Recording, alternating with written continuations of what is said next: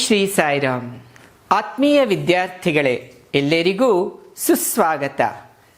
10ನೇ ತರಗತಿ ರಾಜ್ಯ ಪಠ್ಯ ವಿಜ್ಞಾನ ಪಠ್ಯಪುಸ್ತಕ 2 ಪಾಠ ಕಾರ್ಬನ್ ಮತ್ತು ಅದರ ಸಂಯುಕ್ತಗಳು. ಇಂದು ಭಾಗ 4 ಆಲಿಸೈಕ್ಲಿಕ್ ಮತ್ತು ಆರೋಮ್ಯಾಟಿಕ್ ಹೈಡ್ರೋಕಾರ್ಬನ್ನುಗಳು. ಈ ಭಾಗ 4 ಅರ್ಥೈಸಿಕೊಳ್ಳುವ ಮುನ್ನ ಹಿಂದಿನ ಭಾಗದ ಮುಖ್ಯಾಂಶಗಳನ್ನು ಒಮ್ಮೆ ಮೆಲುಕು ಹಾಕೋಣ. ಹಾಗೂ ನೀವೆಲ್ಲರೂ ಸಹ ಪೂರ್ಣಗೊಳಿಸಿರ್ತಕ್ಕಂತಹ ಮನೆ ಕೆಲಸ 3 ಪ್ರಶ್ನೆಗಳ ಉತ್ತರಗಳನ್ನು ಒಮ್ಮೆ ಖಚಿತ ಮಾಡಿಕೊಳ್ಳೋಣ. ಹಿಂದಿನ ಭಾಗದಲ್ಲಿ ನಾವು ತಿಳ್ಕೊಂಡ್ವಿ, ಕಾರ್ಬನ್ ಬಹುರೂಪತೆಯನ್ನು ಹೊಂದಿದೆ, ವಿವಿಧ ಭೌತಿಕ ರೂಪಗಳನ್ನು ಹೊಂದಿದ್ದು, ಒಂದೇ ರಾಸಾಯನಿಕ ಲಕ್ಷಣಗಳನ್ನು ಹೊಂದಿರತಕ್ಕಂಥ ವಿಶಿಷ್ಟವಾದ ಒಂದು ಧಾತು ಕಾರ್ಬನ್ ಆಗಿದೆ. ಅಷ್ಟೇ ಅಲ್ಲ, ಬಹುಮುಖ ಸ್ವರೂಪವನ್ನು ಸಹ ಈ ಕಾರ್ಬನ್ ಪಡೆದುಕೊಂಡಿದೆ. ಅದಕ್ಕೆ 3 ಕಾರಣಗಳಿದಾವೆ: ಕೆಟನೀಕರಣ, ಸಮಾಂಗತೆ ಮತ್ತು ಚತುರ್ವ್ಯಾಲೆನ್ಸಿ. ಈ 3 ವಿಶಿಷ್ಟ ಕಾರಣಗಳಿಂದ ಕಾರ್ಬನ್ ಹೇರಳವಾಗಿ ಸುಮಾರು ಮಿಲಿಯನ್ ಗಟ್ಟಲೆ ರೂಪದಲ್ಲಿ ಸಂಯುಕ್ತದಲ್ಲಿ ನಮಗೆ ಸಿಗ್ತಾ ಇದೆ. ಇಂಥ ಕಾರ್ಬನ್ ಕೇವಲ ಹೈಡ್ರೋಜನ್ ಮತ್ತು ಕಾರ್ಬನ್ ಧಾತುಗಳನ್ನು ಮಾತ್ರ ಒಟ್ಟು ಸೇರಿಸಿಕೊಂಡು ಒಂದು ನಿರ್ದಿಷ್ಟ ಸಾವಯವ ಸಂಯುಕ್ತಗಳು ಉಂಟಾಗ್ತವೆ. ಅವುಗಳನ್ನೇ ಹೈಡ್ರೋಕಾರ್ಬನ್ಗಳು ಅಂತ ನಾವು ತಿಳ್ಕೊಂಡ್ವಿ. Organic compounds which contain only carbon and hydrogen are called hydrocarbons.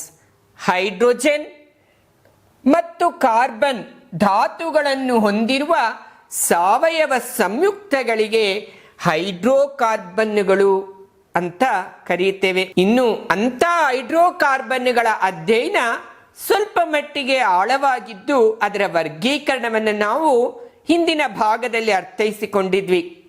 3 ರೀತಿಯಲ್ಲಿ ಅದನ್ನು ವರ್ಗೀಕರಿಸ್ತೇವೆ. 10ನೇ ತರಗತಿ ಮಕ್ಕಳ ಬುದ್ಧಿಮಟ್ಟವನ್ನ ಗಣನೆಗೆ ತೆಗೆದುಕೊಂಡು ಆಲಿಫ್ಯಾಟಿಕ್, ಆಲಿಸೈಕ್ಲಿಕ್ ಮತ್ತು ಆರೋಮ್ಯಾಟಿಕ್. ಇದರಲ್ಲಿ ಆಲಿಫ್ಯಾಟಿಕ್ ಹೈಡ್ರೋಕಾರ್ಬನ್ಗಳನ್ನು ಅವುಗಳ ಕಾರ್ಬನ್ ನಡುವೆ ಇರ್ತಕ್ಕಂಥ ಸಹವೆಲೆನ್ಸಿ ಬಂಧವನ್ನು ಗಣನೆಗೆ ತೆಗೆದುಕೊಂಡು ವರ್ಗೀಕರಿಸ್ತೇವೆ. ಪರ್ಯಾಪ್ತ ಹೈಡ್ರೋಕಾರ್ಬನ್ನುಗಳು, ಅಪರ್ಯಾಪ್ತ ಹೈಡ್ರೋಕಾರ್ಬನ್ನುಗಳು. ಪರ್ಯಾಪ್ತ ಹೈಡ್ರೋಕಾರ್ಬನ್ನುಗಳು ಕಾರ್ಬನ್ ನಡುವೆ ಏಕ ಸಹವೆಲೆನ್ಸಿ ಬಂಧ ಹೊಂದಿರ್ತವೆ. ಅದಕ್ಕೆ ಇರ್ತಕ್ಕಂತಹ ಆಲ್ಕೇನುಗಳು ಈ ಪರ್ಯಾಪ್ತ ಹೈಡ್ರೋಕಾರ್ಬನ್ಗೆ ಬರ್ತವೆ. ಅವುಗಳ ಜನರಲ್ ಫಾರ್ಮುಲಾ, ಸಾಮಾನ್ಯ ಅಣುಸೂತ್ರ ಆಲ್ಕೇನ್ಗಳದು CnH2n+2. ಇನ್ನು ಅಪರ್ಯಾಪ್ತ ಹೈಡ್ರೋಕಾರ್ಬನ್ಗಳು ದ್ವಿಸಹವೆಲೆನ್ಸಿ ಬಂಧ ಕಾರ್ಬನ್ ನಡುವೆ ಉಂಟಾದಾಗ ಅದು ಆಲ್ಕೀನ್ಗಳಾಗ್ತವೆ. ಅದಕ್ಕೆ ಸಾಮಾನ್ಯ ಅಣುಸೂತ್ರ CnH2n. ಮತ್ತು ಕಾರ್ಬನ್ ನಡುವೆ 3 ಸಹವೆಲೆನ್ಸಿ ಬಂಧಗಳು ಉಂಟಾದ್ರೆ ಅದನ್ನ ಆಲ್ಕೈನ್ಗಳು ಅಂತ ಕರೀತೇವೆ. ಅದರ ಸಾಮಾನ್ಯ ಅಣುಸೂತ್ರ CnH2n-2. ಈಗಾಗಲೇ ಇಷ್ಟು ಅಂಶಗಳನ್ನ ನಾವು ನಮ್ಮ ಹಿಂದಿನ ಭಾಗದಲ್ಲಿ ತಿಳ್ಕೊಂಡಿದ್ವಿ. ನೀವೆಲ್ಲರೂ ಸಹ ಇದರ ಒಂದು ಮನೆ ಕೆಲಸ 3 ಉತ್ತರಗಳನ್ನು ಒಮ್ಮೆ ಖಚಿತ ಮಾಡಿಕೊಳ್ಳೋಣ. ಮೊದಲನೇ ಪ್ರಶ್ನೆ, ಈ ಕೆಳಗಿನ ಹೈಡ್ರೋಕಾರ್ಬನ್ಗಳನ್ನು ಆಲ್ಕೇನ್, ಆಲ್ಕೀನ್ ಮತ್ತು ಆಲ್ಕೈನ್ಗಳಾಗಿ ವರ್ಗೀಕರಿಸಿ. ಹಾಗಿದ್ದಾಗ ಆಲ್ಕೇನ್ ಏನ್ ಅನ್ನೋದು ನೀವು ಸ್ಪಷ್ಟವಾಗಿ ಉಚ್ಚಾರಣೆಯಲ್ಲಿ ನೆನಪಿಟ್ಕೊಂಡ್ರೆ ಹೆಪ್ಟೇನ್, ಪ್ರೋಪೇನ್ ಆಲ್ಕೇನ್ಗೆ ಸಮ ಆಗ್ತವೆ.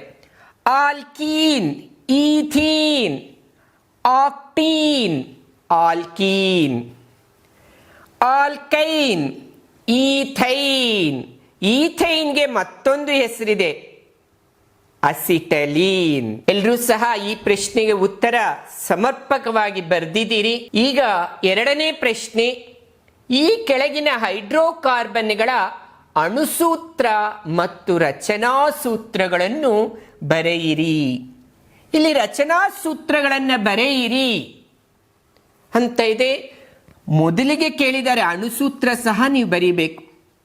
ಹಾಗಾದ್ರೆ ಪೆಂಟೀನ್, ಪೆಂಟೀನ್ ಅನ್ನೋ ಪದ ನೆನಪಿಟ್ಕೊಂಡ್ರೆ ಅದು ಆಲ್ಕೇನ್ ಬರುತ್ತಾ, ಆಲ್ಕೀನ್ ಬರುತ್ತಾ, ಆಲ್ಕೈನ್ ಬರುತ್ತಾ ಎಂಬುದು ಮೊದಲು ನೀವು ವರ್ಗೀಕರಿಸ್ಕೋಬೇಕು. ಹಾಗಾದ್ರೆ ಪೆಂಟೀನ್, ಈನ್, ಆಲ್ಕೀನ್. ಹೌದು, ಇದು ಆಲ್ಕೀನ್. ಹಾಗಾದ್ರೆ ಆಲ್ಕೀನ್ನ ಸಾಮಾನ್ಯ ಅಣುಸೂತ್ರ ಯಾವುದು?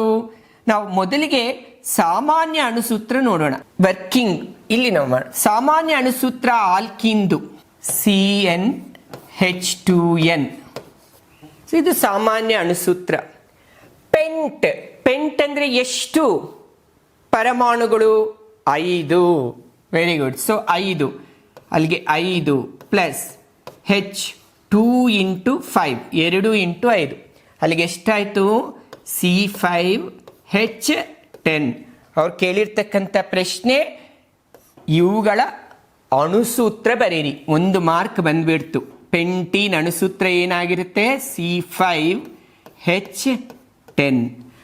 ಆಲ್ಕೀನ್ ಅಂತ ಇದೆ. ಈಗ ರಚನಾ ಸೂತ್ರ ಬರೆಯೋ ಮುಂಚೆ ನೆನಪಿಟ್ಕೊಳ್ಳಿ, ಆಲ್ಕೀನ್ಗಳಲ್ಲಿ ಕಾರ್ಬನ್ ಕಾರ್ಬನ್ ನಡುವೆ 2 ಕಾರ್ಬನ್ಗಳ ನಡುವೆ ದ್ವಿಬಂಧ ಇರಬೇಕು.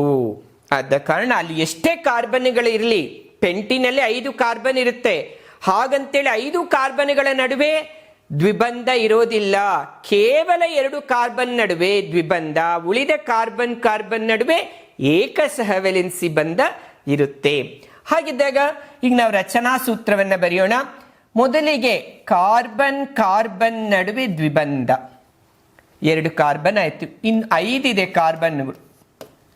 ಸೊ ಕಾರ್ಬನ್ 5 ಆಯ್ತು. ಹೈಡ್ರೋಜನ್ ಎಷ್ಟಿದಾವೆ? 10 ಇದಾವೆ. ಆದರೆ ನಮಗೆ ಗೊತ್ತಿದೆ ಚತುರ್ವ್ಯಾಲೆನ್ಸಿ. ಸೊ ಕಾರ್ಬನ್ ಸಂಯೋಗಕ್ಕೆ 4 ಬೇಕು. ಈಗ ಇಲ್ಲಿ 2 ಇದೆ, ಇನ್ನೆಷ್ಟು ನಾವು ಬಂಧನವನ್ನ ಏರ್ಪಡಿಸ್ಕೋಬೇಕು? ಇನ್ನು 2, 4. ಆದರೆ ಈ ಕಾರ್ಬನ್ನಿಗೆ ನೋಡಿ, ಇಲ್ಲಿ 2 ಇದೆ, ಈ ಕಡೆ ಕಾರ್ಬನ್ ಇಂದ 1 ಇದೆ, 3 ಇದೆ ಬಾಂಧವ್ಯ. ಹಾಗಾದ್ರೆ ಇದಕ್ಕೆಷ್ಟು ಬೇಕಾಗುತ್ತೆ? 1 ಹೈಡ್ರೋಜನ್ನು. ಇನ್ನು ಈ ಕಾರ್ಬನ್ಗಳನ್ನು ನೋಡುವಾಗ ಇಲ್ಲಿ 2 ಇದೆ, 4 ದಿಕ್ಕಿನಲ್ಲಿ ಸಹ ಅದಕ್ಕೆ ಬಾಂಧವ್ಯ, ಸಹವೆಲೆನ್ಸಿ ಬಾಂಧವ್ಯ ಉಂಟಾಗಬೇಕು. ಲೆಕ್ಕ ಹಾಕಿ. 1, 2, 3, 4, 5, 6, 7, 8, 9, 10 ಹೈಡ್ರೋಜನ್. 2 ಮಾರ್ಕ್. ಅಣುಸೂತ್ರಕ್ಕೆ 1 ಮಾರ್ಕ್, ರಚನಾ ಸೂತ್ರಕ್ಕೆ ಮತ್ತೊಂದು ಮಾರ್ಕ್. ಚುಕ್ಕಿ ಸೂತ್ರ ಬರೀರಿ ಅಂದ್ರೂ ಸಹ ಸುಲಭವಾಗಿ ನೀವು ಬರೀಬಹುದು. ಇಲ್ಲಿ 2 ಇದ್ರೆ ಎಷ್ಟು ಚುಕ್ಕೆಗಳು ಹಾಕ್ಬೇಕು? 4. 1 ಇದ್ರೆ ಎಷ್ಟು ಚುಕ್ಕೆ ಹಾಕ್ಬೇಕು? 2. ಅದ್ ಕಾರಣ ನೀವು ಅದನ್ನೆಲ್ಲರೂ ಸಹ ಬರ್ದಿರ್ತೀರಿ. ಎಷ್ಟು ಜನ ಇದನ್ನ ಸರಿ ಬರ್ದಿದ್ದೀರಿ? Very good. ಎಲ್ಲರ ಮುಖಗಳಲ್ಲಿ ಮುಗುಳ್ನಗು ಇದೆ. ಅಲ್ಲಿಗೆ ಎಲ್ಲರೂ ಇದನ್ನ ಸರಿಯಾಗಿ ಬರ್ದಿದ್ದೀರಿ. ಕಾರಣ ನೀವು ಅಭ್ಯಾಸ ಮಾಡಿದ್ದೀರಿ, ಇಷ್ಟಪಟ್ಟಿದ್ದೀರಿ, ಆಸಕ್ತಿಯಿಂದ ಕೇಳಿದ್ದೀರಿ ಪಾಠವನ್ನ. ಈಗ 2ನೇದು ನೋಡೋಣಂತೆ, ಖಚಿತ ಮಾಡ್ಕೊಳ್ಳಿ. ನೀವು ನೋಡೋಣಂತೆ 2ನೇದ್ರಲ್ಲಿ ಈಥೇನ್, ಏನ್, ಈಥೇನ್, ಏನ್ ಅಂದ್ರೆ ಆಲ್ಕೇನ್. ಹಾಗಾದ್ರೆ ಆಲ್ಕೇನಿನ ಸಾಮಾನ್ಯ ಅಣುಸೂತ್ರ ಏನಾಗಿದೆ? CnH2n plus 2. So C. ಎತ್ತಂದ್ರೆ ಎಷ್ಟು ಪರಮಾಣುಗಳು? ಎತ್ತಂದ್ರೆ 2.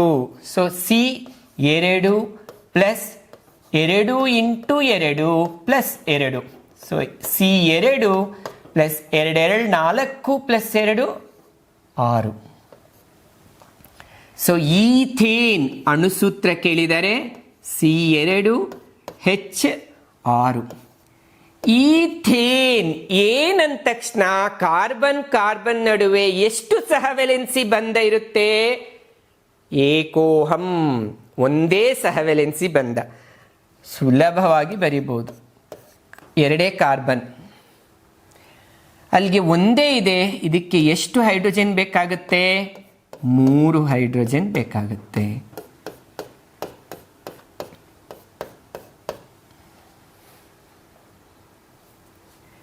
ನೆಕ್ಸ್ಟ್ ನೋಡೋಣ, ಮೂರನೇದಿದು ಎಲ್ಲರೂ ಸಹ ಸರಿ ಬರ್ದಿರ್ತೀರಿ. ಈಗ ಮೂರನೇದಕ್ಕೆ ಹೋಗೋಣಂತೆ. ಅಸಿಟಲೀನ್.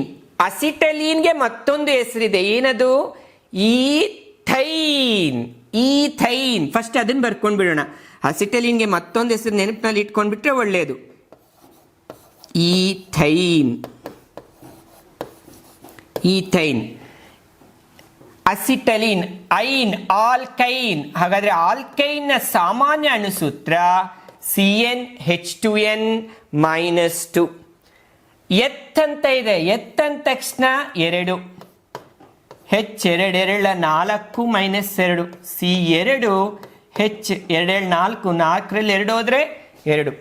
ಅಲ್ಲಿಗೆ ಈ ಅಸಿಟಲೀನ್ ನ ಅಣುಸೂತ್ರ C2H2. ಇದು ಆಲ್ಕೈನ್. ಆಲ್ಕೈನ್ ನಲ್ಲಿ 2 ಕಾರ್ಬನ್ ನಡುವೆ ಎಷ್ಟು ಸಹವೆಲೆನ್ಸಿ ಬಂಧ ಇರಬೇಕು? 3. Very good. 3 ಸಹವೆಲೆನ್ಸಿ ಬಂಧ. ಇಲ್ಲಿ ಇರೋದೇ 2 ಕಾರ್ಬನ್, ಸೊ 2 ಕಾರ್ಬನ್ ನಡುವೆ 3. ಇನ್ನು ಹೈಡ್ರೋಜನ್ ಇರೋದು 2. ನಮ್ಗೆ ಗೊತ್ತಿದೆ ಕಾರ್ಬನ್ಗೆ 4 ಬೇಕು ಬಾಂಧವ್ಯ. ಈ ಕಾರ್ಬನ್ಗೆ 3 ಇದೆ, 1 ಹೈಡ್ರೋಜನ್. ಈ ಕಾರ್ಬನ್ಗೂ 3 ಇದೆ, 1 ಹೈಡ್ರೋಜನ್. ಈ ಹೈಡ್ರೋಜನ್ ನೀವು ಇಲ್ಲೇ ಹಾಕಬೇಕು ಅಂತ ಇಲ್ಲ, ನೀವು ಇಲ್ಲಾದ್ರೂ ಬರೀಬಹುದು, ಇಲ್ಲಾದ್ರೂ ಬರೀಬಹುದು. ಆದರೆ ಆ ಬಾಂಧವ್ಯಕ್ಕೆ ಸಮವಾಗಿರ್ಬೇಕದಷ್ಟೆ. ಈಗ ಎಲ್ಲರೂ ಸಹ ಗಮನಿಸ್ಕೊಳ್ಳಿ. ಪೆಂಟೀನ್ ಅಣುಸೂತ್ರ, ರಚನಾ ಸೂತ್ರ. ಈಥೇನ್ ಅಣುಸೂತ್ರ, ರಚನಾ ಸೂತ್ರ.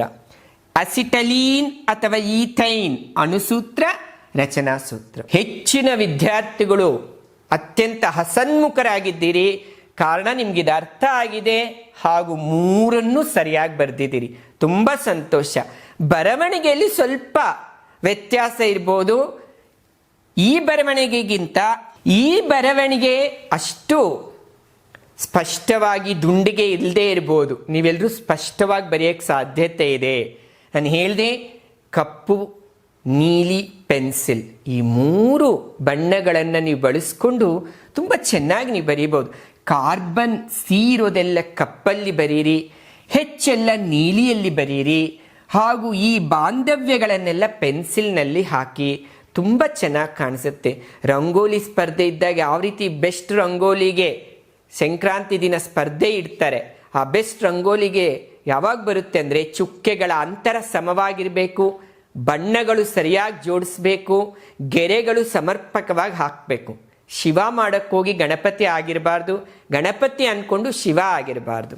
ಸೊ ಆದ ಕಾರಣ ನೀವು ಇದನ್ನು ಇನ್ನೂ ಚೆನ್ನಾಗಿ ನೀವು ಬರೆಯೋಕ್ಕೆ ಸಾಧ್ಯತೆ ಇದೆ ಅಂತ ನಾನು ಹೇಳ್ತಾ, ಈ ಒಂದು ಎಲ್ಲರೂ ಸಹ ಇದು ಸಮರ್ಪಕವಾಗಿ ಮನೆ ಕೆಲಸ 3ರ 2ನೇ ಪ್ರಶ್ನೆ ಖಚಿತ ಮಾಡಿಕೊಂಡಿರ್ತೀನಿ. ಹೋಗೋಣ. ಇವತ್ತಿನ ಭಾಗ 4 ಕಾರ್ಬನ್ ಮತ್ತು ಅದರ ಸಂಯುಕ್ತಗಳಲ್ಲಿ ಬರ್ತಕ್ಕಂಥ ಆಲಿಸೈಕ್ಲಿಕ್ ಹೈಡ್ರೋಕಾರ್ಬನ್ಗಳು ನೋಡ್ತಾ ಇದ್ದೀವಿ. ಈಗಾಗಲೇ ನಾನು ನಿಮ್ಗೆ ತಿಳಿಸಿದೆ, ಇಡೀ ಹೈಡ್ರೋಕಾರ್ಬನ್ಗಳನ್ನು ನಮ್ಮ ಹಿಂದಿನ ತರಗತಿಯಲ್ಲಿ ವರ್ಗೀಕರಣ ಮಾಡುವಾಗ ನಾವು ನೆನಪಿಸ್ಕೊಂಡ್ವಿ. ಆಲಿಫೆಟಿಕ್, ಆಲಿಸೈಕ್ಲಿಕ್, ಆರೋಮ್ಯಾಟಿಕ್. So ಇವತ್ತೆರಡನೇದು alicyclic ಹೈಡ್ರೋಕಾರ್ಬನ್ಗಳು. ಏನು ಈ ಆಲಿಸೈಕ್ಲಿಕ್ ಹೈಡ್ರೋಕಾರ್ಬನ್ಗಳಂದ್ರೆ, ನೀವು ಇಲ್ಲಿ ರಚನೆ ನೋಡಿದ್ರೇನೆ ವ್ಯಾಖ್ಯಾನ ಮಾಡ್ಬೋದು. ಉಂಗುರಾಕಾರದಲ್ಲಿ ಕಾರ್ಬನ್ಗಳು ಬಂಧಿಸಲ್ಪಟ್ಟಿರ್ತವೆ. They are not in open chain. The hydrocarbons in closed chain, that's all. ನೋಡಿ, ಅದನ್ನೇ ಇಲ್ಲಿ ತಿಳಿಸ್ತಾರೆ.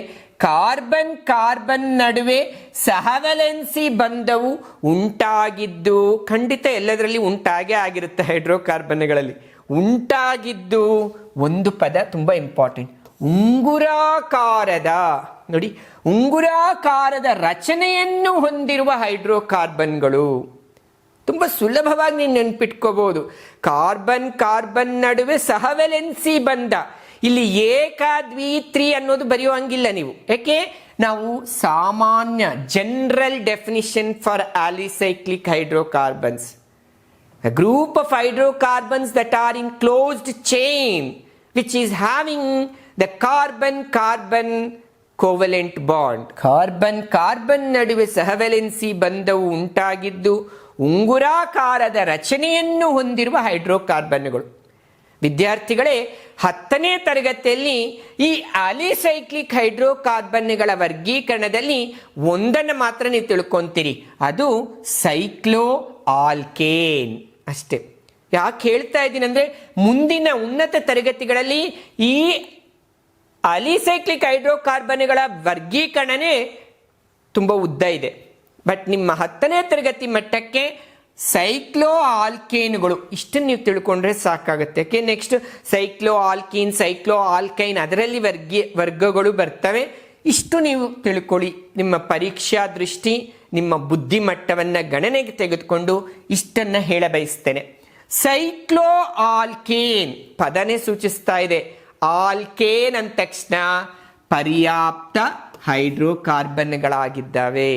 ಅಷ್ಟೇ ಅಲ್ಲ, ಆಲ್ಕೇನ್ ಅಂದ ತಕ್ಷಣ ನಮಗೆ ನೆನಪಿರಬೇಕು, ಕಾರ್ಬನ್ ಕಾರ್ಬನ್ ನಡುವೆ ಏಕ ಸಹವೆಲೆನ್ಸಿ ಬಂಧವನ್ನು ಸಹ ಹೊಂದಿದ್ದಾವೆ. ಒಂದೇ ಇದ್ರ ಜೊತೆಗೆ ಏನಿದೆ, ಅದು ಉಂಗುರಾಕಾರದ ರಚನೆ ಹೊಂದಿದೆ ಅಷ್ಟೆ. ಇದರ ಜೊತೆಗೆ ವಿಶಿಷ್ಟ ಲಕ್ಷಣ, ಅದಕ್ಕೆ ಇಲ್ಲಿ ನಿಮಗೆ ಪ್ರಿಂಟ್ ಮಾಡಿಲ್ಲ, ಯಾಕೆ ನಿಮ್ಗೆ ಈಗ ಬರೆದಾಗ ನೀವು ಅದು ಸ್ಪಷ್ಟವಾಗಿ ಬರ್ಕೊಂತೀರಿ. ವಿಶಿಷ್ಟವಾಗಿ ಉಂಗುರಾಕಾರದ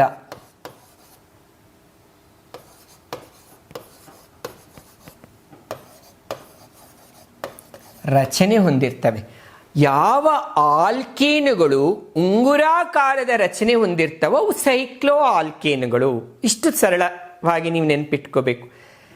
ಪ್ರೋಪೇನ್, ಸೈಕ್ಲೋಪ್ರೋಪೇನ್ ನೋಡಿ. ಪ್ರೋಪೇನ್ ಅಂದ್ರೆ C3, ಕರೆಕ್ಟ್, C3 ಇದೆ ನೋಡಿ. ಇಲ್ಲಿ ಅಣುಸೂತ್ರನೂ ನಾನು ಇಲ್ಲಿ ಬರೀತಾ ಇದ್ದೀನಿ. ಈಗ ಸೈಕ್ಲೋಪ್ರೋಪೇನ್ ರಚನೆ ನೋಡ್ತಾ ಇದ್ದೀರಿ, ತುಂಬಾ ಚೆನ್ನಾಗಿದೆ ರಚನೆ, ತ್ರಿಭುಜಾಕಾರದಲ್ಲಿದೆ. C3 ಪ್ರೋಪೇನ್ ಅಲ್ಲಿ. ಆದರೆ ಹೆಚ್ಚೆಷ್ಟಿದೆ ನೋಡ್ಕೊಳ್ಳಿ, 2, ಇಲ್ಲೊಂದು 2, 4,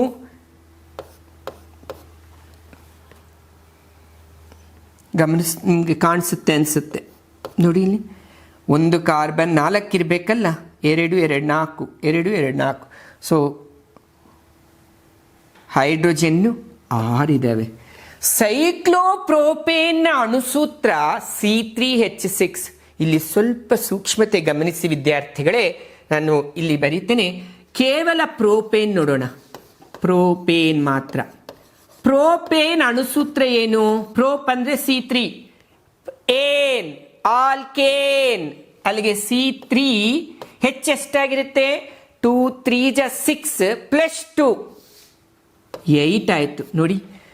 ಪ್ರೋಪೇನ್ದು C3H8, ಆದರೆ ಸೈಕ್ಲೋಪ್ರೋಪೇನ್ದು C3H6. ಚೆನ್ನಾಗಿ ನೆನ್ಪಿಟ್ಕೊಳ್ಳಿ. ಪರೀಕ್ಷಾ ದೃಷ್ಟಿಯಿಂದ ಸೈಕ್ಲೋಪ್ರೋಪೇನ್ ರಚನೆ ಅಂದ ತಕ್ಷಣ ನೀವು ಅಯ್ಯೋ ಪ್ರೋಪೇನ್ ಇದೆ ಅಂತ ಹೇಳಿ ಅದರ ಅಣುಸೂತ್ರ ಬರೆದ್ರೆ ರಚನೆ ತಪ್ಪಾಗತ್ತೆ. ಸೈಕ್ಲೋಪ್ರೋಪೇನ್ನಲ್ಲಿ C3H6. ಹಾಗಾದ್ರೆ ಇನ್ನೂ ಸೂಕ್ಷ್ಮತೆಯನ್ನು ನೋಡೋಣ. C3H6 ಅಂದ ತಕ್ಷಣ CnH2n ಅಷ್ಟೇ ಇದೆ. CnH2n ಅಷ್ಟೇ ಇದೆ ನೋಡಿ. C3H2 3 6 CnH2n. ಈಗಾಗಲೇ ಒಂದು ಸೂತ್ರ ನೋಡಿದ್ದೇವೆ ನಾವು, ಸಾಮಾನ್ಯ ಅಣುಸೂತ್ರ. ಯಾವುದದು? ವೆರಿ ಗುಡ್, ಆಲ್ಕೀನ್ ನೋಡಿ. ಸೈಕ್ಲೋ ಆಲ್ಕೇನ್ಗಳಿಗೆ ಸಾಮಾನ್ಯ ಅಣುಸೂತ್ರ ಆಲ್ಕೀನ್ದಾಗಿರುತ್ತೆ. ಇಷ್ಟು ನೆನ್ಪಿಟ್ಕೊಳ್ಳಿ. ಸೈಕ್ಲೋ ಆಲ್ಕೇನ್ಗಳ ರಚನೆ ಕೇಳುವಾಗ ಸಾಮಾನ್ಯ ಅಣುಸೂತ್ರ, ಸೈಕ್ಲೋಪೆಂಟೇನ್ ಅಣುಸೂತ್ರ ಏನು, ಸೈಕ್ಲೋಹೆಕ್ಸೇನ್ ಅಣುಸೂತ್ರ ಏನು ಅಂದ ತಕ್ಷಣ ನೀವು ಆಲ್ಕೀನ್ನ ಸಾಮಾನ್ಯ ಸೂತ್ರ ಹಾಕಿ ಬರೀಬೇಕು. ಆದರೆ ಪೆಂಟೀನ್ ಅಂದ್ರೆ number is 5 only. So C5H10. ಸೈಕ್ಲೋಪೆಂಟೇನ್ಗೆ C5H10 ಆಗುತ್ತೆ. ನಿಮಗೆ ಎಲ್ಲರೂ ಸಹ ಇದು ಅರ್ಥ ಆಗಿದೆ ಅಂತ ನಾನು ಭಾವಿಸ್ತೇನೆ. ಅದೇ ರೀತಿ ಸೈಕ್ಲೋಬ್ಯೂಟೇನ್ ನೋಡಿ, ನಾವಿಲ್ಲಿ ಗಮನಿಸ್ತೇವೆ. ಸೈಕ್ಲೋಬ್ಯೂಟೇನ್ ಬ್ಯೂಟ್ ಅಂದ್ರೆ 4, C4 ಇದೆ. ಹೆಚ್ಚು ಮಾತ್ರ ಎಷ್ಟಿದೆ ನಮ್ಮ ರಚನೆಯಲ್ಲಿ? ನಾನು ಏನು ಹೇಳ್ತಾ ಇದ್ದೀನಿ, ಈ ರಚನೆ ನೆನ್ಪಿಟ್ಕೋಬೇಡಿ. ಈಗ ನಿಮ್ಗೆ ಕಾಣಿಸ್ತಾ ಇರಬಹುದು, ಇಲ್ಲಿ ನೀವು ಹೈಡ್ರೋಜನ್ ಸಂಖ್ಯೆ ಹೇಳ್ಬಹುದು. ಆದರೆ ಪರೀಕ್ಷೆಯಲ್ಲಿ ಅವ್ರು ಕೇವಲ ಸೈಕ್ಲೋಬ್ಯೂಟೇನ್ ಅಂತ ಕೊಟ್ಟು ಅಣುಸೂತ್ರ ರಚನಾ ಸೂತ್ರ ಅಂದರೆ ಆಗ ನಿಮಗೆ ನೆನಪಿರಬೇಕು ಲೆಕ್ಕಾಚಾರ ಮಾಡಕ್ಕೆ. ಸೈಕ್ಲೋಬ್ಯೂಟೇನ್ಗೆ ಅಣುಸೂತ್ರ, ಸಾಮಾನ್ಯ ಅಣುಸೂತ್ರ CnH2Na, ಅಲ್ಲಿಗೆ C4H8. H8 ನೋಡಿ ಇಲ್ಲಿದೆ, ಇದು ಸಹ ಹೆಚ್ಚಿದೆ, H8 ಇದೆ, 2 to 4 to 6 to 8.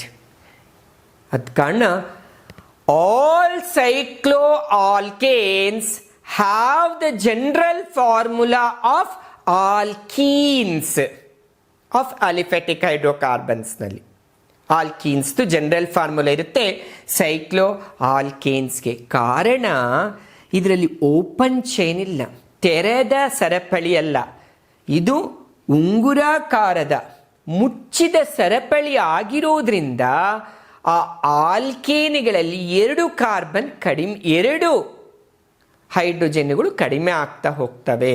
ಇಲ್ಲಿ ನೆನ್ಪಿಟ್ಕೊಳ್ಳಿ, ಸೈಕ್ಲೋಪ್ರೋಪೇನ್ C3H6, ಕೇವಲ propane C3H8, ಸೈಕ್ಲೋಬ್ಯೂಟೇನ್ C4H8, normal butane C4H10. So there is a difference of 2 hydrogen atoms in cycloalkanes and normal alkanes.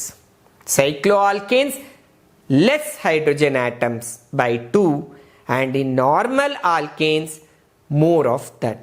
That is 2 more will be there. Cyclopropane, cyclobutane. ಇದು alicyclic ಹೈಡ್ರೋಕಾರ್ಬನ್ಗಳಲ್ಲಿ ನಿಮ್ಮ ಅಧ್ಯಯನದಲ್ಲಿರ್ತಕ್ಕಂಥ cyclo ಆಲ್ಕೇನುಗಳು ಮಾತ್ರ. Aromatic ಹೈಡ್ರೋಕಾರ್ಬನ್ಗಳು, ಆರೋಮಾ. ಏನು ಆರೋಮಾ ಅಂದರೆ fragrance, ಬಣ್ಣ ಅಲ್ಲ, ಸುಗಂಧ. ಆರೋಮಾ ಎಂಬುದು Greek ಪದ, ಸುಗಂಧ ಎಂಬುದು ಅದರ ಅರ್ಥ. ಎಲ್ಲ ಆರೋಮ್ಯಾಟಿಕ್ ಹೈಡ್ರೋಕಾರ್ಬನ್ಗಳು ನಾವು ಬಳಸ್ತಕ್ಕಂಥ ಪರ್ಫ್ಯೂಮ್ಸ್, ಸೆಂಟ್ ಆಯ್ತಾ, ಇನ್ನು ಅನೇಕ ಸುಗಂಧ ಭರಿತವಾಗಿರ್ತಕ್ಕಂಥ ಊದಿನ ಕಡ್ಡಿ ಆಗಲಿ, ಇವೆಲ್ಲದರಲ್ಲಿ ನಾವು ಆರೋಮಾ ಸುಗಂಧ ನೋಡ್ತಾ ಇದ್ದೀವಿ ಅಂದರೆ ಅಲ್ಲಿ ಆರೋಮ್ಯಾಟಿಕ್ ಹೈಡ್ರೋಕಾರ್ಬನ್ಗಳನ್ನು ಬಳಸಿದ್ದೇವೆ ಅಂತ.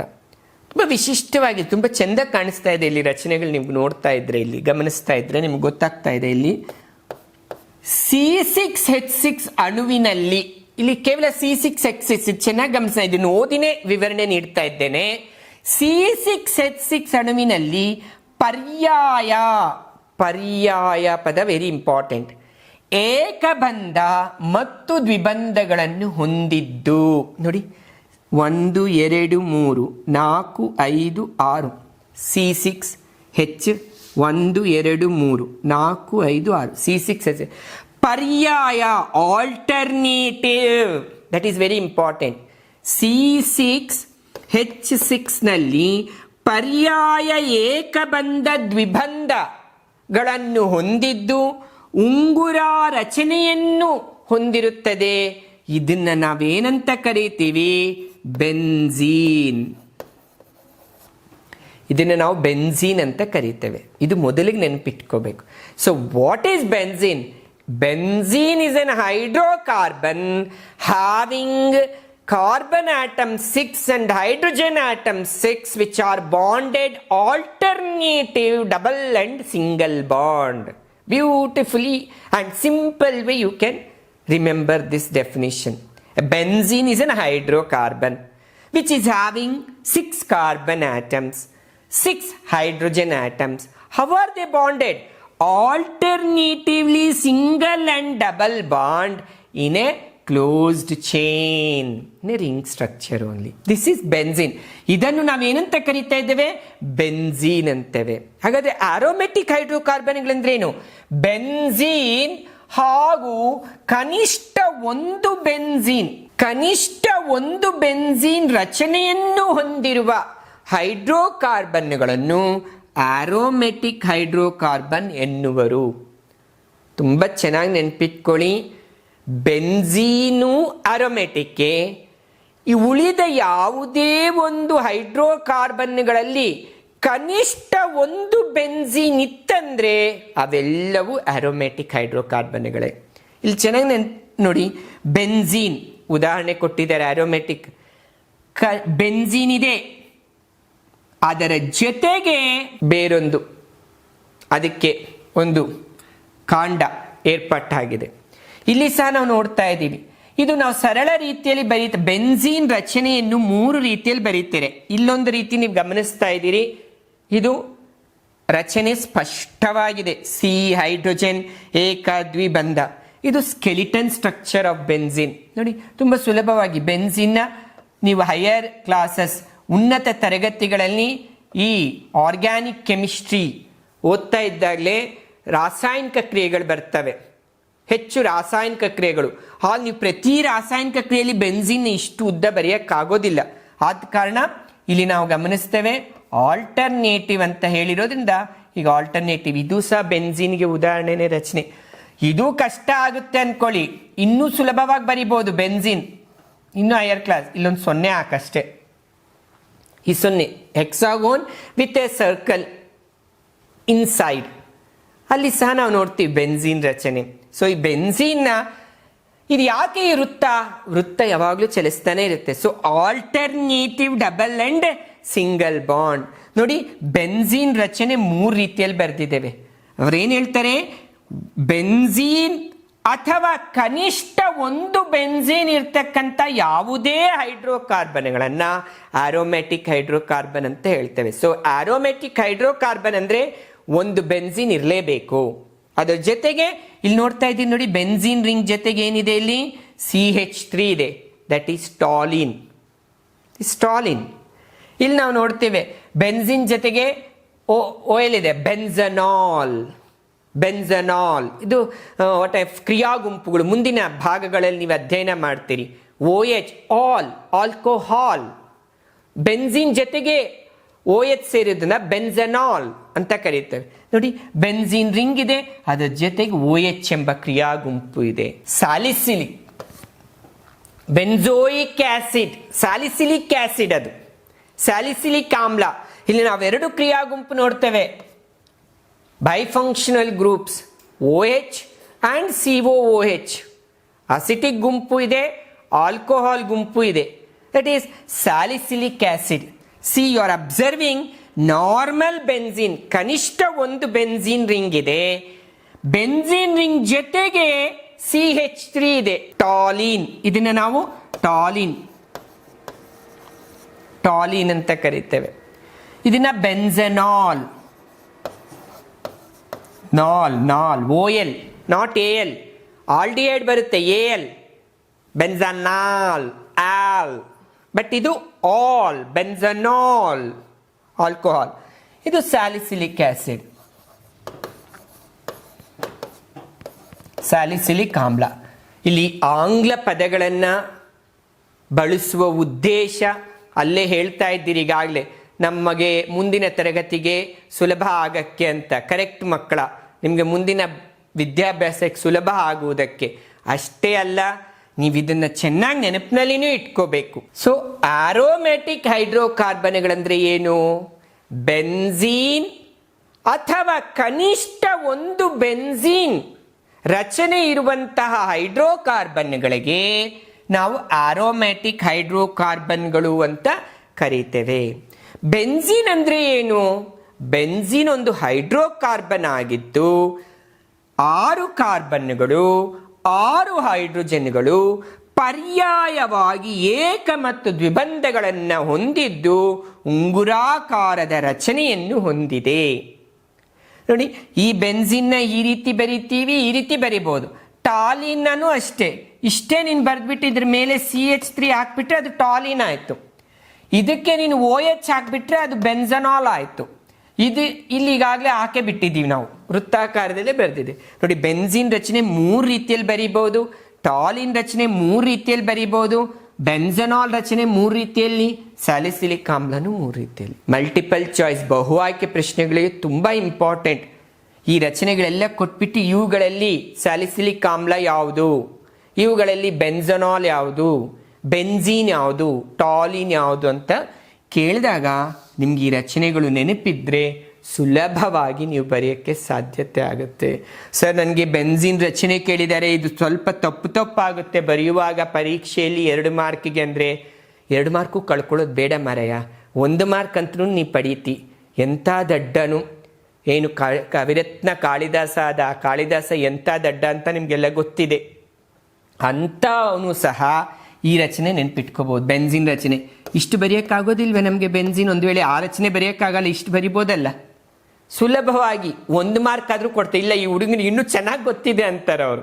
This is more standardised benzene structure when you compare to this, because higher classes they write in this way the benzene structure, or they may write the benzene structure in this way, alternative double and single bond. ಎಷ್ಟು ಜನ ವಿದ್ಯಾರ್ಥಿಗಳು ಖಂಡಿತವಾಗಿಯೂ ಸುಲಭವಾಗಿ benzene ರಚನೆ ಬರೆಯೋಕ್ಕೆ ಸಾಧ್ಯತೆ ಆಗೇ ಆಗುತ್ತೆ. ಯಾವಾಗ ಅಂದರೆ ಈ ರಚನೆನೇ ಬರೀಬೋದು 3-4 ಸಲ ಪ್ರಾಕ್ಟೀಸ್ ಮಾಡಿದಾಗ ಸುಲಭವಾಗಿ ಬರೆಯೋಕ್ಕೆ ಸಾಧ್ಯತೆ ಆಗುತ್ತೆ. ನಮಗಿದು ನೆನಪೇ ಇರಲ್ಲ ಅಂದರೆ ಇದು ನೆನಪಿರುತ್ತಲ್ವ? ಇದೂ ನೆನಪಿರಲ್ಲ ಅಂದರೆ where there is a will there is a way. ಮನಸ್ಸು ಮಾಡಿದರೆ ಮಾರ್ಗ ಸಿಕ್ಕೇ ಸಿಗುತ್ತಷ್ಟೇ. ಇದು ಖಂಡಿತ ಬರೆಯೋಕ್ಕೆ ಸಾಧ್ಯತೆ ಆಗುತ್ತೆ. ಎಲ್ಲರೂ ಸಹ ಈ ಆರೋಮ್ಯಾಟಿಕ್ ಹೈಡ್ರೋಕಾರ್ಬನ್ಗಳು ಸುಗಂಧವನ್ನು ಉಂಟು ಮಾಡ್ತಕ್ಕಂಥವು. ಬೆನ್ಝೀನ್ ರಚನೆ ಒಂದಾದರೂ ಇರುತ್ತೆ ಇಂಥ ಆರೋಮ್ಯಾಟಿಕ್ ಹೈಡ್ರೋಕಾರ್ಬನ್ಗಳಲ್ಲಿ. ಅವುಗಳ ಉದಾಹರಣೆಗಳು, ಬರೀತಕ್ಕಂಥ ವಿಧಾನವನ್ನು ನಾವು ತಿಳ್ಕೊಂಡಿದ್ದೇವೆ ವಿದ್ಯಾರ್ಥಿಗಳೇ. ನಮ್ಮ ಇಡೀ ಹೈಡ್ರೋಕಾರ್ಬನ್ಗಳ 3 ಭಾಗಗಳು ಆಲಿಫ್ಯಾಟಿಕ್, ಆಲಿಸೈಕ್ಲಿಕ್, ಆರೋಮ್ಯಾಟಿಕ್. ಈ ಹೈಡ್ರೋಕಾರ್ಬನ್ಗಳು ಯಾಕೆ ತಿಳ್ಕೋಬೇಕು? ಯಾವುದನ್ನೇ ನಾವು ತಿಳ್ಕೋಬೇಕಾದ್ರೆ ನಮ್ಗೆ ಅದರಿಂದ ಉಪಯೋಗ ಇದೆಯಾ ಇಲ್ವಾ ಅಂತ ನಾವು ಖಚಿತ ಮಾಡ್ಕೊಳ್ತೇವೆ. ಖಂಡಿತ ಉಪಯೋಗ ಇದ್ರೇ ನಾವು ಅದನ್ನು ತಿಳ್ಕೊಳ್ಳೋದು. ಈಗ ಈ ಪಾಠವನ್ನು ನೀವು ಅರ್ಥ ಮಾಡ್ಕೊಳ್ತಾ ಇರೋ ಉದ್ದೇಶ, ಅಂಕ ಇದೆ ಪರೀಕ್ಷೆಯಲ್ಲಿ, ಅದರಲ್ಲೂ ರಸಾಯನಶಾಸ್ತ್ರದಲ್ಲಿ ದೊಡ್ಡ ಪಾಠ ಇದು, ಹೆಚ್ಚು ಅಂಕ ಈ ಪಾಠಕ್ಕಿದೆ. ಆದ ಕಾರಣ ತಿಳ್ಕೊತಾ ಇದ್ದೀವಿ.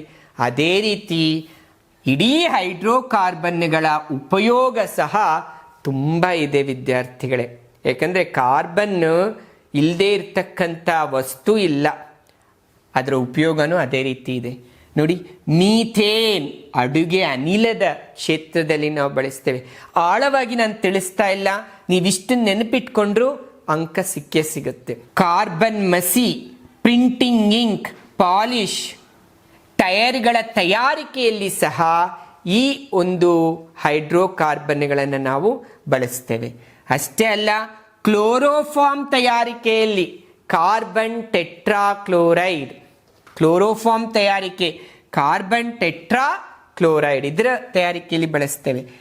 ಈಥೀನನ್ನು ಅಸಿಟಲೀನ್, ನೋಡಿ ಅಂದರೆ ಅಸಿಟಲೀನ್, ಈಥೀನ್ ಅಂದರೆ ಹಣ್ಣುಗಳ ಮಾಗುವಿಕೆಯಲ್ಲಿ ಬಳಸ್ತೇವೆ. ನೋಡಿ, ಅವರ ಆ ರಾಸಾಯನಿಕ ಪದಾರ್ಥವನ್ನು, ಈಥೀನನ್ನು.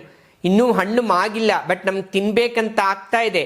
ಅದರ ಮಾಗುವಿಕೆಯ ಕಾಲಾವಧಿಯನ್ನ ಹೆಚ್ಚು ಮಾಡಲು ನಾವು ಈ ಅಸಿಟಲೀನನ್ನು ಬಳಸ್ತೇವೆ. ನೋಡಿ, ಹಣ್ಣುಗಳ ಮಾಗುವಿಕೆಗೆ. ಇನ್ನು ಅಸಿಟಲೀನನ್ನು ಅಷ್ಟೇ ಅಲ್ಲ, ಅಸಿಟಿಕ್ ಆಮ್ಲ, ಪಾಲಿವಿನೈಲ್ ಕ್ಲೋರೈಡ್ ಹಾಗೂ ಅಸಿಟಲೀನ್ ಜ್ವಾಲೆಗಳಲ್ಲಿ, ವೆಲ್ಡಿಂಗ್ ಶಾಪ್ಸ್ ಅಲ್ಲಿ, ಕಬ್ಬಿಣದ ವೆಲ್ಡಿಂಗ್ ಶಾಪ್ಸ್ ಅಲ್ಲಿ ಆ ಒಂದು ಜ್ವಾಲೆ ಏನು ಬರ್ತಾ ಇದೆ, ಕಣ್ಣುಗಳಿಗೆ ಅದು ಎಫೆಕ್ಟ್ ಆಗಬಾರ್ದಂತ ನಾವು ಕಣ್ಣಿಗೆ ಅದಕ್ಕೆ ಒಂದು ಪರದೆಯನ್ನು ನಾವು ಹಾಕ್ಕೊಳ್ತೇವೆ. ಆ ಅನಿಲ ಬಿಡುಗಡೆ ಆಗ್ತಾ ಇರ್ತಕ್ಕಂಥದ್ದು ಅಸಿಟಲೀನ್ ಫ್ಲೇಮ್ ಅಂತ ನಾವು ಕರೀತೇವೆ. ಅಸಿಟಲೀನನ್ನು ಇಷ್ಟು ಕ್ಷೇತ್ರಗಳಲ್ಲಿ ಬಳಸ್ತೇವೆ. ಇಷ್ಟೇ ಅಲ್ಲ, ಇನ್ನೂ ಮೋಟಾರ್ ಇಂಧನ ಬೆನ್ಸಾಯಿಲ್. ಸೊ ಬೆನ್ಝೀನ್ ನಾವೀಗಾಗಲೇ ಕೇಳಿದ್ದೀವಿ, ಆರೋಮ್ಯಾಟಿಕ್ ಹೈಡ್ರೋಕಾರ್ಬನ್ C6H6 ವೃತ್ತಾಕಾರದಲ್ಲಿದೆ. ಪರ್ಯಾಯವಾದ ಏಕದ್ವಿ ಸಹವೆಲೆನ್ಸಿ ಬಂಧ ಇದೆ. ಬೆನ್ಸನಾಲ್ ಇಂಧನವಾಗಿ ಬಳಸ್ತೇವೆ. ಕೀಟನಾಶಕಗಳ ತಯಾರಿಕೆಯಲ್ಲಿ ಜೆಮ್ಯಾಕ್ಸಿನ್ ಬಳಸ್ತೇವೆ. ಉಣ್ಣೆ ಬಟ್ಟೆಗಳ ಶುಷ್ಕ ಶುಚೀಕರಣದಲ್ಲಿ, woolen clothes dry cleaning purpose, we use the hydrocarbon in their liquid forms. ಕೊಬ್ಬು, ರೆಸಿನ್, ಗ್ರೀಸ್ ಮತ್ತು ರಬ್ಬರ್ಗಳ ತಯಾರಿಕೆಯಲ್ಲಿ ಇದನ್ನು ದ್ರಾವಕವಾಗಿ ಬಳಸ್ತೇವೆ. ಈ ಹೈಡ್ರೋಕಾರ್ಬನ್ಗಳನ್ನು, ಮುಖ್ಯವಾಗಿ ಆರೋಮ್ಯಾಟಿಕ್ ಹೈಡ್ರೋಕಾರ್ಬನ್. ಬಣ್ಣ, ಪ್ಲಾಸ್ಟಿಕ್, ಸುಗಂಧ, ಸಿಡಿಮದ್ದುಗಳು, TNT, ಟ್ರೈನೈಟ್ರೋಟಾಲಿನ್, ಎಕ್ಸ್ಪ್ಲೋಸಿವ್ಸ್, ಅವುಗಳ ತಯಾರಿಕೆಯಲ್ಲಿ ಸಹ ಈ ಹೈಡ್ರೋಕಾರ್ಬನ್ಗಳನ್ನು ನಾವು ಬಳಸ್ತೇವೆ. ಸ್ಯಾಕರಿನ್ ತಯಾರಿಕೆ, ಸಕ್ಕರೆ ರೇಟ್ ಜಾಸ್ತಿ, ಸಕ್ಕರಿನ್ ಅದು ಸಕ್ಕರೆಯ ರುಚಿಯನ್ನೇ ಕೊಡ್ತಕ್ಕಂಥ ಸ್ಯಾಕರಿನ್, ಇದರ ತಯಾರಿಕೆಯಲ್ಲಿ ಸಹ ಈ ಹೈಡ್ರೋಕಾರ್ಬನ್ಗಳನ್ನು ಬಳಸ್ತೇವೆ. ಹೆಚ್ಚಾಗಿ ಈ ಭಾಗದಲ್ಲಿ ಇರ್ತಕ್ಕಂಥ ಹೈಡ್ರೋಕಾರ್ಬನ್ಗಳು ಆಲ್ಕೇನ್, ಆಲ್ಕೀನ್, ಆಲ್ಕೈನ್ಗಳು. ಈ ಭಾಗದಲ್ಲಿ ಇರ್ತಕ್ಕಂಥ ಉಪಯೋಗಗಳೆಲ್ಲವೂ ಸಹ ಆರೋಮ್ಯಾಟಿಕ್ ಹೈಡ್ರೋಕಾರ್ಬನ್ಗಳ ಉಪಯೋಗಗಳನ್ನು ಸೂಚಿಸ್ತವೆ. ಉಪಯೋಗಗಳು ತುಂಬ ಇದ್ದಾವೆ. ಯಾಕೆ ಆವಿಷ್ಕಾರ ಮಾಡ್ತಾ ಮಾಡ್ತಾ ರಾಸಾಯನಿಕ ಪದಾರ್ಥಗಳನ್ನು ಒಂದಲ್ಲ ಒಂದು ಕ್ಷೇತ್ರದಲ್ಲಿ ಬಳಸೋದನ್ನು ನಾವು ಗಮನಿಸ್ತೇವೆ ವಿದ್ಯಾರ್ಥಿಗಳೇ. ಅದಕ್ಕೋಸ್ಕರ ತಿಳಿಸಿದೆ, ಜ್ಞಾನ ಅಂತ್ಯ ಅಲ್ಲ, ಜ್ಞಾನ ನಿರಂತರ ಹಾಗೂ ಜ್ಞಾನ ಬದಲಾಗ್ತಾನೆ ಇರುತ್ತೆ. Knowledge is ever lasting, it is never ending, and knowledge is ever changing. It is ever changing. As you go to higher class you study more. ಇನ್ನೂ ಜಾಸ್ತಿ ನೀವು ಅಧ್ಯಯನ ಮಾಡ್ತೀರಿ ಈ ಹೈಡ್ರೋಕಾರ್ಬನ್ಗಳ ಬಗ್ಗೆ, ರಸಾಯನಶಾಸ್ತ್ರ ಕ್ಷೇತ್ರವನ್ನು ನೀವು ತೆಗೆದುಕೊಂಡಾಗ. ವಿದ್ಯಾರ್ಥಿಗಳೇ, ಇಂದಿನ ನಮ್ಮ ತರಗತಿ ಕಾರ್ಬನ್ ಮತ್ತು ಅದರ ಸಂಯುಕ್ತಗಳು 10 ಭಾಗಗಳಲ್ಲಿ ಇವತ್ತು 4ನೇ ಭಾಗವನ್ನು ನಾವು ತಿಳ್ಕೊಂಡಿದ್ದೇವೆ. ಆಲಿಸೈಕ್ಲಿಕ್ ಮತ್ತು ಹೈಡ್ರೋಕಾರ್ಬನ್ಗಳನ್ನು, ಅದರ ಮನನಕ್ಕಾಗಿ ಮನೆ ಕೆಲಸ 4. ಈ ಕೆಳಗಿನವುಗಳ ಅಣುಸೂತ್ರ ಮತ್ತು ರಚನಾ ಸೂತ್ರ ಬರೆಯಿರಿ. ಈ ಪಾಠದಲ್ಲಿ ತುಂಬಾ ಮುಖ್ಯ ಅಣುಸೂತ್ರ, ರಚನಾ ಸೂತ್ರ. ಸೈಕ್ಲೋಹೆಕ್ಸೇನ್, ಸೈಕ್ಲೋಪೆಂಟೇನ್, ಇದರ ಅಣುಸೂತ್ರನು ಬರೀಬೇಕು, ರಚನಾ ಸೂತ್ರನು ಬರೀಬೇಕು. ಎರಡನೇದು, ಬೆನ್ಝೀನ್ ಮತ್ತು ಟಾಲಿನ್ಗಳನ್ನು ಆರೋಮ್ಯಾಟಿಕ್ ಹೈಡ್ರೋಕಾರ್ಬನ್ಗಳೆನ್ನುವರು ಏಕೆ? ಮೂರನೇದು, ಹೈಡ್ರೋಕಾರ್ಬನ್ಗಳ ಉಪಯೋಗಗಳನ್ನು ತಿಳಿಸಿ.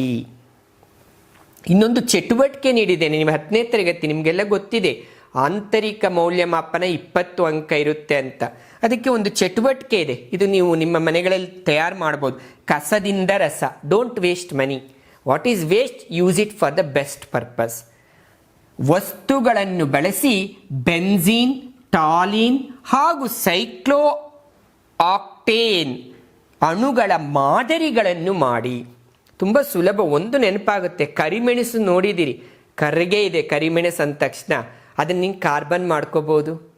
ಧಾನ್ಯಗಳು ತಗೋ, ಒಂದು ಸ್ವಲ್ಪ ಬೇಳೆ, ಅಕ್ಕಿ, ರಾಗಿ, ಕರಿಮೆಣಸು, ಈ ಧಾನ್ಯಗಳನ್ನು ತಗೊಂಡೆ ನೀನು ಕಾರ್ಬನ್ ಎಲ್ಲ ಕರಿಮೆಣಸು ಹಾಕ್ತಾ ಬಾ, ಬಾಂಡೇಜ್ ಮಾಡ್ಬೋದು. ತುಂಬ ಹಣ ವೇಸ್ಟ್ ಮಾಡುವ ಅವಶ್ಯಕತೆನೇ ಇರೋದಿಲ್ಲ. ಇನ್ನು ಒಂದು 4-5 ರೂಪಾಯಿ ವೇಸ್ಟ್ ಮಾಡಿದ್ರೆ ಥರ್ಮೋಕಾಲ್ ಬಾಲ್ಸ್ ಬರ್ತವೆ, ಚಿಕ್ಕ ಒಂದು ಇದರಲ್ಲಿ, ಆ 5 ರೂಪಾಯಿ ವಿವಿಧ ಬಣ್ಣಗಳದ್ದು ಥರ್ಮೋಕಾಲ್ ಬಾಲ್ಸ್. ಆ ಬಾಲ್ಸ್ ತೆಗೆದುಕೊಂಡೆ ನೀನು ರಚನಾ ಸೂತ್ರ, ಅಣುಸೂತ್ರ ಮಾಡೋದಕ್ಕೆ ಸಾಧ್ಯತೆ ಇದೆ. ಇನ್ನು ಪೊರಕೆ ಕಡ್ಡಿಗಳು, ಊದಿನ ಕಡ್ಡಿಗಳು, ಬಿಸಾಕಿರ್ತಕ್ಕಂಥ ಯಾವುದೇ ಒಂದು ಪದಾರ್ಥ ನೀನು ಥಿಂಕ್ ಮಾಡು, ಯೋಚನೆ ಮಾಡು. ಕಸದಿಂದ ರಸ, ಇದನ್ನು ತಯಾರಿಸಿ ಮಾದರಿಗಳನ್ನು ತುಂಬ ಅಂದವಾಗಿ ತಯಾರು ಮಾಡಿ ನಿಮ್ಮ ವಿದ್ಯಾಸಂಸ್ಥೆಗಳಲ್ಲಿ ಓದ್ತಾ ಇರ್ತಕ್ಕಂಥ ನಿಮ್ಮ ವಿಜ್ಞಾನ ಶಿಕ್ಷಕರಿಗೆ ಅದರ ಒಂದು ಫೋಟೋವನ್ನು ತೆಗೆದು ಕಳಿಸಿ, ಅಥವಾ ಹತ್ತಿರ ಆಗಿದ್ರೆ ಅಲ್ಲಿಗೆ ಹೋಗಿ ಕೊಟ್ಟು ಬನ್ನಿ, ಇಲ್ಲವಾದರೆ ಬರುವಾಗ ಸಂಸ್ಥೆಗೆ ಅದನ್ನು ತೆಗೆದುಕೊಂಡು ಬನ್ನಿ. ಇದರಿಂದ ತುಂಬ ಉಪಯೋಗ ಆಗುತ್ತೆ, ಕಲಿಕೆ ಸಹ ಆನಂದದಾಯಕ ಆಗುತ್ತೆ. ವಿದ್ಯಾರ್ಥಿಗಳೇ, ಇವತ್ತಿನ ಈ ನಮ್ಮ ಪಾಠದ ಅಂಶಗಳನ್ನೆಲ್ಲವನ್ನೂ ಸಹ ಭಗವಂತನ ಪಾದಾರವಿಂದಗಳಿಗೆ ಅರ್ಪಿಸೋಣ. Work is worship, duty is God, when it is offered to God. ಕಾರಣ ಪ್ರತಿದಿನ ಭಗವಂತನನ್ನು ನೆನಪಿಸ್ತಾ ಕೆಲಸವನ್ನು ಆರಂಭಿಸೋಣ, ಅಂತ್ಯದಲ್ಲಿ ಭಗವಂತನಿಗೆ ಅದನ್ನು ಸಮರ್ಪಿಸೋಣ ಎಂಬುದನ್ನು ತಿಳಿಸ್ತಾ, ಸಮಸ್ತ ಲೋಕಕ್ಕೆ ಒಳ್ಳೆಯದಾಗಲಿ, ಎಲ್ಲರಿಗೂ ಶುಭವಾಗಲಿ.